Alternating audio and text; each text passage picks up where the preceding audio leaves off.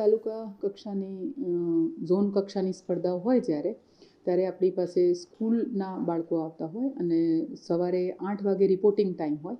Reporting કરીને બાળકોને કહેતા હોઈએ છીએ કે જે તે સમયે તમારી મેચ આવશે.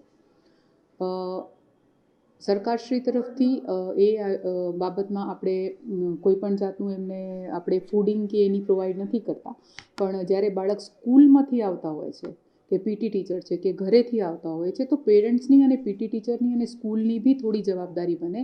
જ્યારે અમારા બાળકો રમવા જાય છે તો એમની સાથે એમનો કંઈ સૂકો નાસ્તો કે ફ્રૂટ્સ કે એ બધું સાથે રાખીએ. અમારી કક્ષાએથી અમે સારું એવું આયોજન, જ્યાં પાણીની વ્યવસ્થા, ગ્લુકોઝની, આરોગ્ય ખાતામાંથી પણ અમારા ત્યાં સાથે લોકો હતા, અમારા અધિકારીઓ પણ ત્યાં હાજર હતા. ત્યાં એ લોકોએ ORSની, ગ્લુકોઝની અને બધી પ્રકારની તમામ સુવિધાઓ હતી. સિવાય કે ખાવાની, જે બાળક 8 વાગે આવ્યો છે તે સાંજે 6 વાગ્યા સુધી નહીં રોકાય. જે ટીમ હારી જાય એ પરત જતી રહે.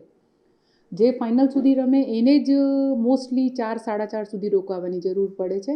તો મારા ખ્યાલથી આજેને પણ એકાદ કોઈ બી વ્યક્તિને એવો આક્ષેપ કર્યો છે, એ માણસને એમ પોતે બી વિચારવું જોઈએ કે આપણે દરેક વખતે સરકારની આશા રાખ્યા ના કરતાં આપણે પોતે પણ આમાં સહભાગી બનીએ અને આ સરકારી કાર્યક્રમને સરકારનું કાર્યક્રમ ના કરતાં આપણું કાર્યક્રમ છે, આપણી સ્પોર્ટ્સ છે, આપણા સ્પોર્ટ્સને ડેવલપ કરવા માટે આપણે એને કેવી રીતે સારી રીતે કોઈ પણ જાતની કમ્પ્લેન વગર પૂરું કરીએ, એવી મારી અપીલ બધાને કરવાની, જેથી કરીને સ્પોર્ટ્સને આપણે પોઝિટિવલી આગળ લઈ જઈ શકીએ.